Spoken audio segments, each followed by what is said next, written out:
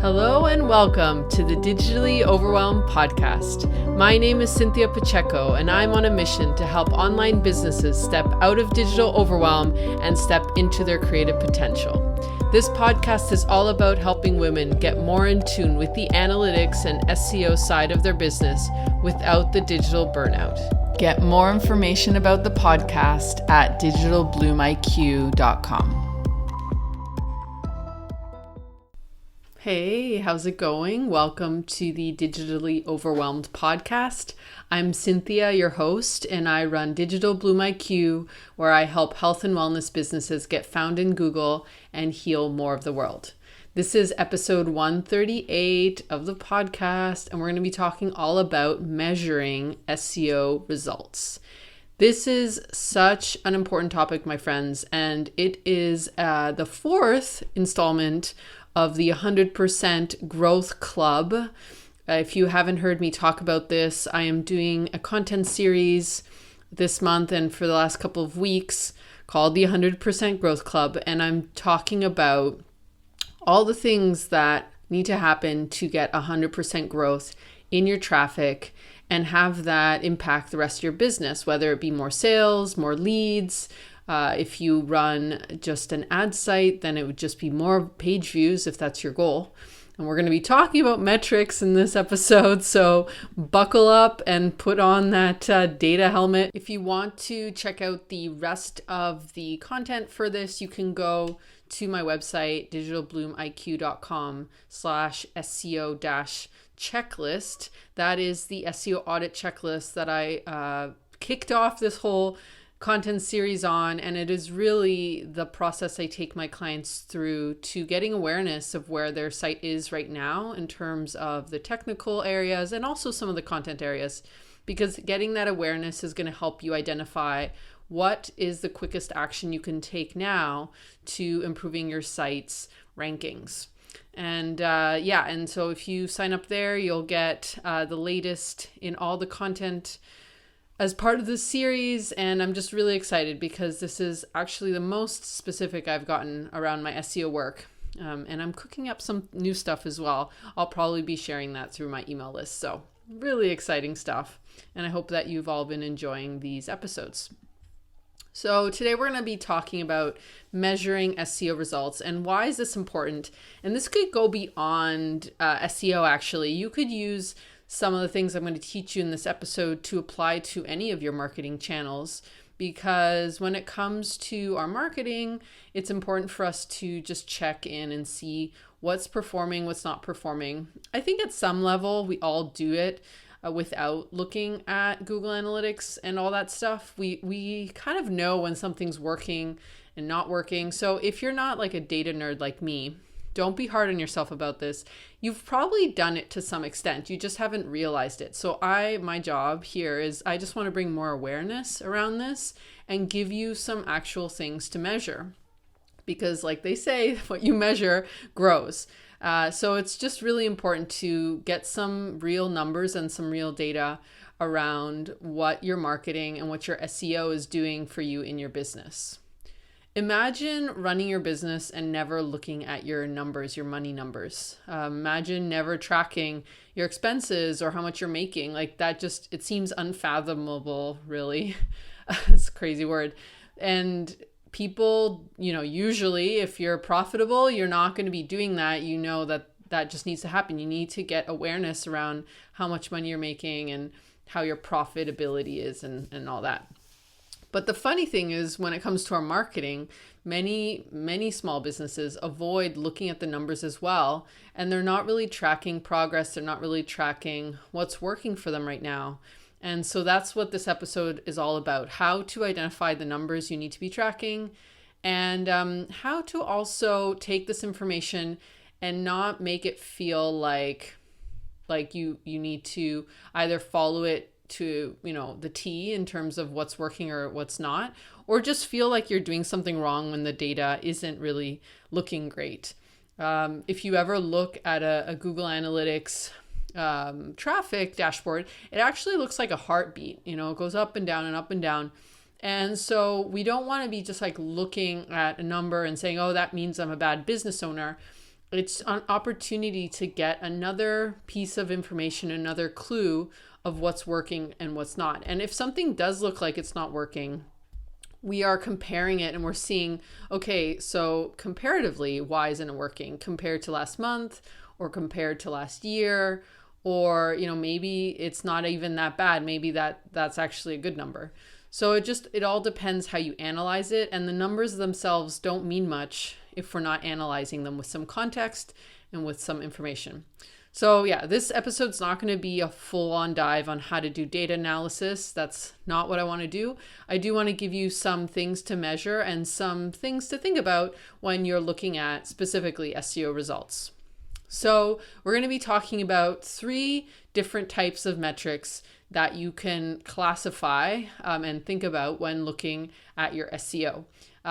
First of all, and then second of all, I'm going to be giving you some tools, sneak peek, we're going to be talking about Google Analytics, some specific tools that you can use to look at these metrics and to analyze them. And I'm going to be suggesting specific reporting you can look at. I'm not going to get into the specifics of analyzing those reports, but I did want to give you some starting points and some things to think about. I think, again, the biggest issue with this is a lot of the times the mindset of, oh my God, looking at that data is going to make me feel X, Y, and Z. I'm just not going to feel inspired or excited or anything. And I want to take that pressure away from you and say data is actually quite neutral. It's how we analyze it. And again, the comparative of what that data means for our business is the important part. Okay, so let's get started. Let's jump in. So let's talk about metrics. So the 3 different pillars or types of metrics that I want to walk through are business metrics. So when I say business, I mean, what are your business goals in terms of certain sales, or maybe you're trying to get a certain amount of leads. Maybe you're working with a funnel. And so you've got specific things that are happening at each stage of that funnel. And so you're going to want to measure how SEO is impacting that.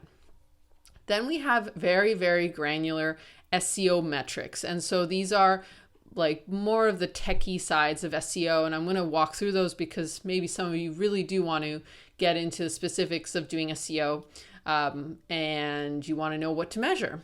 And then the last one is intuitive metrics. And so here I'm talking more about gut things in your body, what you might be feeling when you're working on your content, when you're with your website, with your marketing. And this is just as important as the other metrics because, and it gets missed many times because we're so focused on the data telling us stuff that we forget to just touch base with our bodies and see how we feel. The best example here is, maybe the Search Console is telling you that a certain keyword would be really great to rank in. But in your body, you're just oh, that's boring. That keyword doesn't feel good to me. Even though I could see someone searching for that, I'm not really excited by that keyword. And that metric, that intuitive metric, is just as important as the other ones. So all of these kind of play a different role, and they're all important because if you're not feeling excited about what you're writing about, there's a very likely chance that you could create a really, long piece of content that ticks off all the check marks in SEO world, but it's not really resonating with people because you're not really interested in it. So it's really, really important that you also check in with your body, and I'm going to be giving you some ideas of how to do that.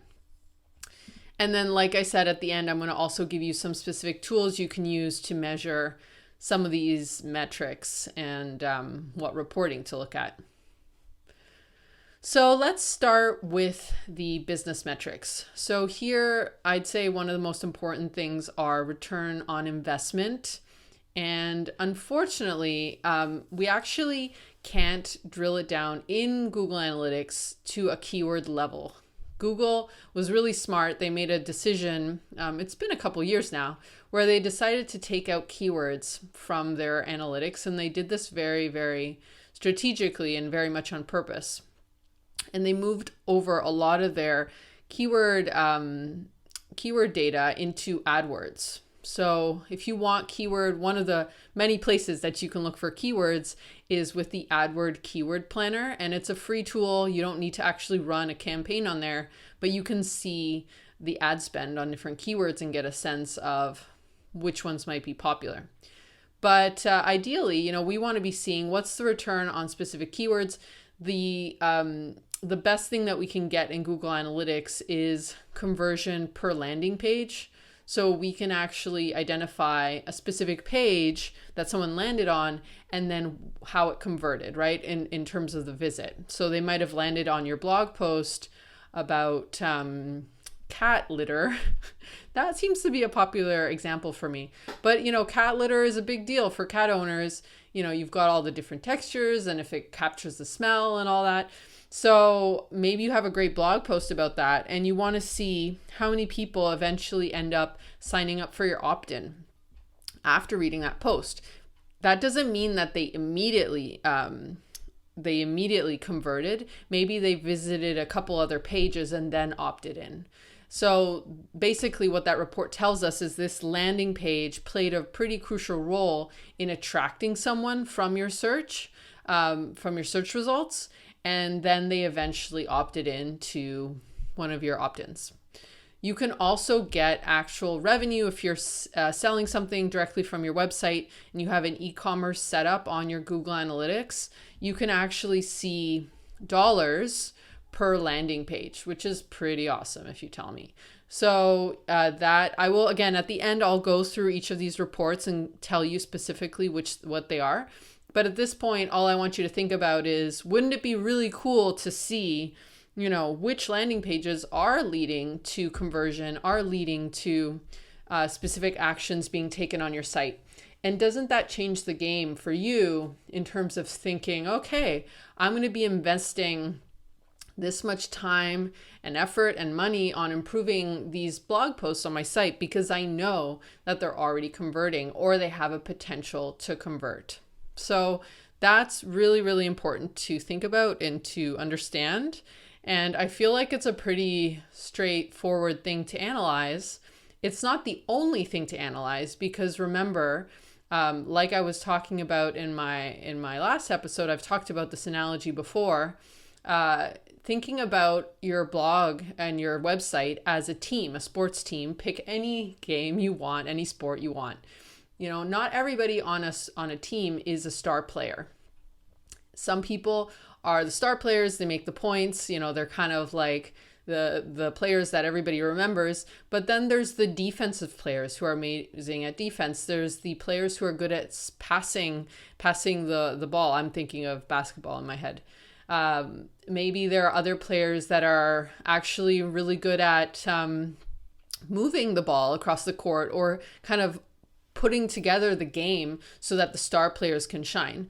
So if we look at our websites, not every single page is going to be a star player. And so identifying those star players is important, but also identifying the other players and the other pages that assisted that player. So remember, when we're looking at these metrics, of course, it's great to analyze the landing pages that got the most page views and then, potentially had a great ROI. But what other pages were part of that journey? And what other pages are getting traffic, but maybe they're not converting?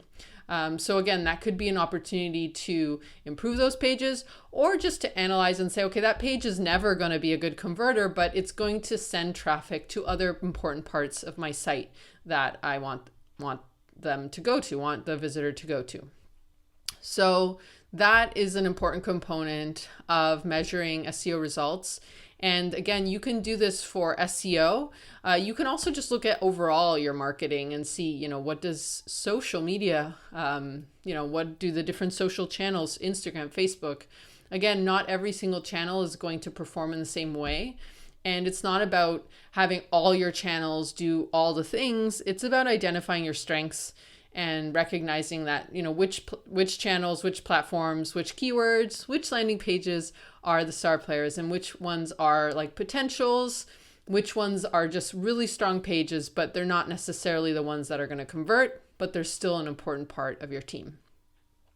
So we're going to move along quickly to the SEO metrics. So if we're looking specifically at our SEO strategy, and something I analyze quite in depth with my SOAR clients is what keywords are getting clicks, what keywords are getting the most impressions. So impressions means when a keyword shows up in the results, whether it's on page 1 or page 50 of Google, you get an impression.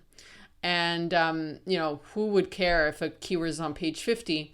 I guess the point is many times we also get to see which keywords, even if you're on page 50, if you're getting a lot of impressions, it does mean that keyword is getting searched a lot. The other thing is many of us, when we're, working on a keyword, we start on a lower page, maybe we're on page 5, and we can do certain things to move our way up and maybe get to page 2, which is a huge accomplishment. So there can be a very strategic work that happens with that moving of position. And that's actually the third metric, position. You can see what spot your keyword is currently in the search results. And, ideally we all want to be on page 1. That's really where 90% or 80% of the clicks happen. But, being on page 2 is not bad. And actually being on any page is an indicator of something. We all start somewhere. And again, looking at these metrics isn't meant to make anybody feel bad or anything like that. It's just neutral data that we can use to make decisions in how we are doing our SEO. So again, clicks, position, impressions, these are all great metrics to look at. And the tool you want to look at is your search console, your Google Search Console. If you haven't set that up yet, you can head on over to my YouTube channel, which is bit.ly dbiq YouTube. And I have a video there on how to set it up. If you do have it set it up, then you can just Google Search Console and that will come up and you'll click there and you'll have access to your keywords. You can check that out right away or later. So this is the tool we use to look at specific SEO metrics, and it can be just really powerful. And I'm sure most of you won't find it as exciting as I do, but it's still kind of interesting to look at keywords. You might already be ranking on page 1 and you don't know it, right?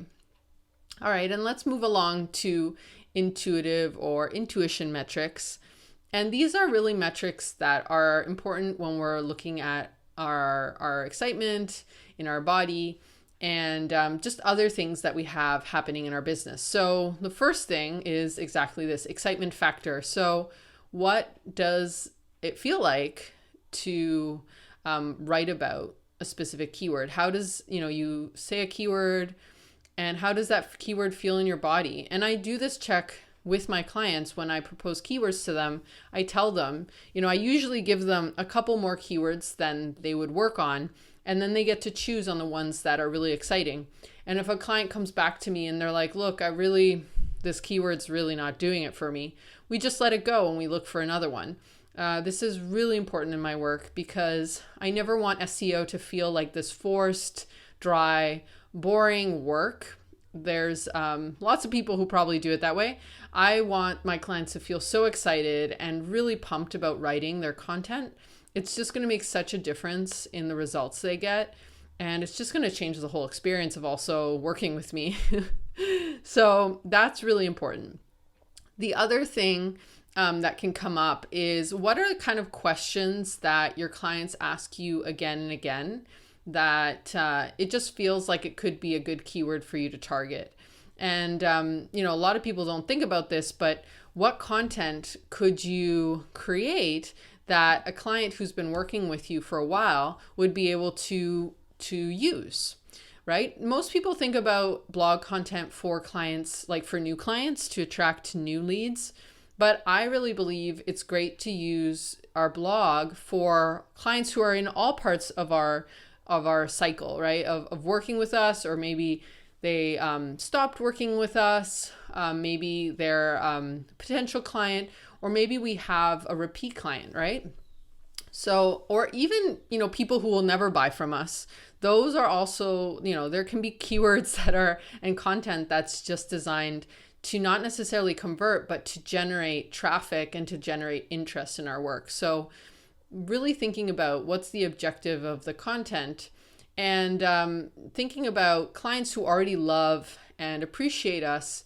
If we could create content for them to visit and to share, wouldn't that be awesome? First of all, for them, but the more your site gets shared and the more it gets viewed, actually that raises the overall ranking, right? First of all, it will raise your site traffic because more people will be visiting your site.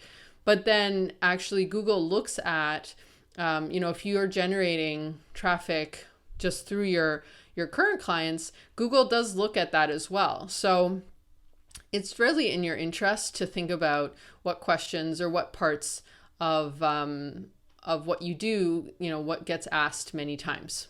The other thing that might be interesting is looking at objections, common objections, or specific aspects of your process that come up when someone is thinking about hiring you. So this would be more for someone who's a potential client or a lead. You can think about, what are their common objections and how can I create a blog post that really talks about that and answers it face on, like it doesn't avoid it at all.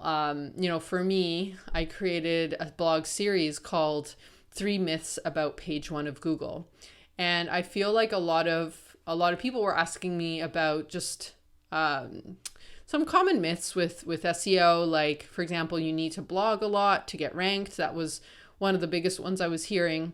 And I wanted to attract people who already understood these myths so that when we started working together, it wasn't something I would have to reiterate and walk them through. I don't mind walking people through that, but I was really wanting to, again, attract a higher level client at that time. So I created this blog post. And again, it's something I can easily share. And in a way, it's kind of like a qualifier for my potential clients. So it's kind of cool.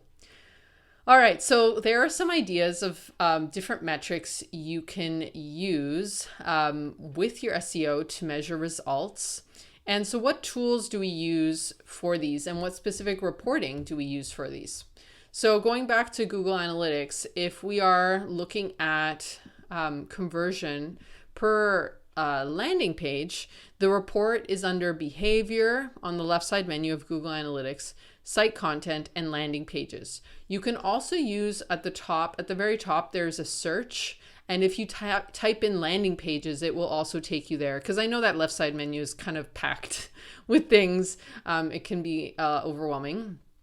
So that's your landing pages report. And you'll see there that you're going to get landing pages. And then at the very last column, you have a whole section called conversion.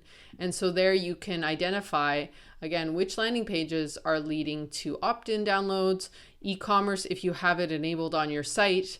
And you can get a lot of information about how each of these landing pages is performing.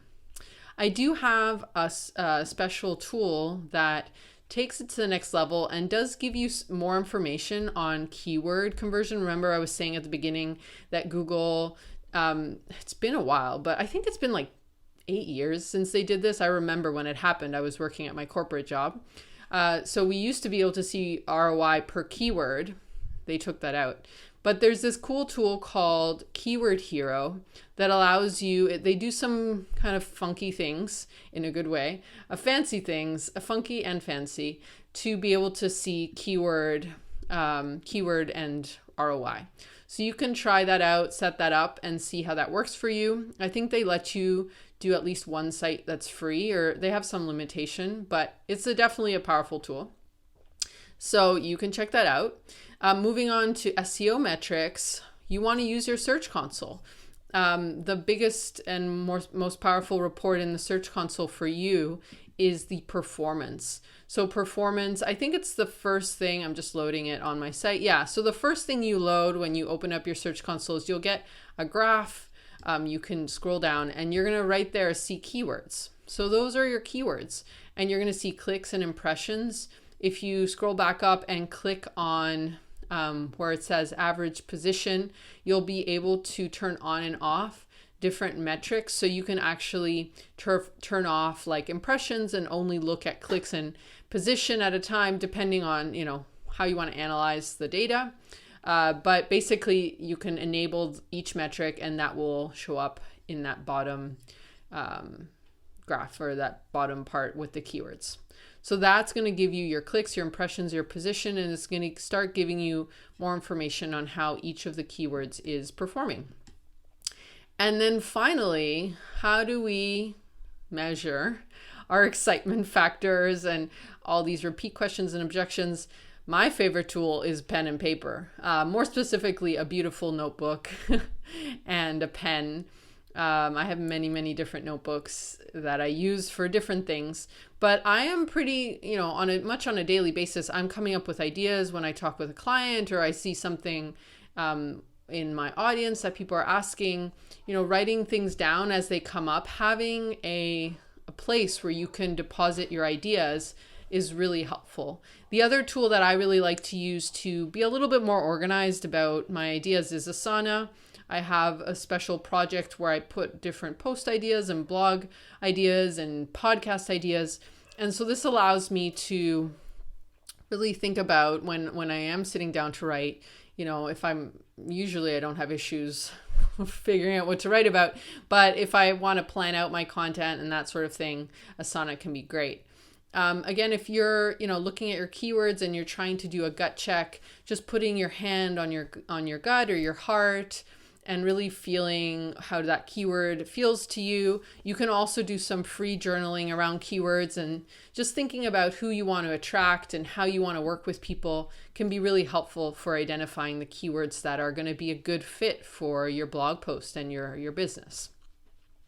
All right, my friends, that is what I have for you today, how to measure SEO results.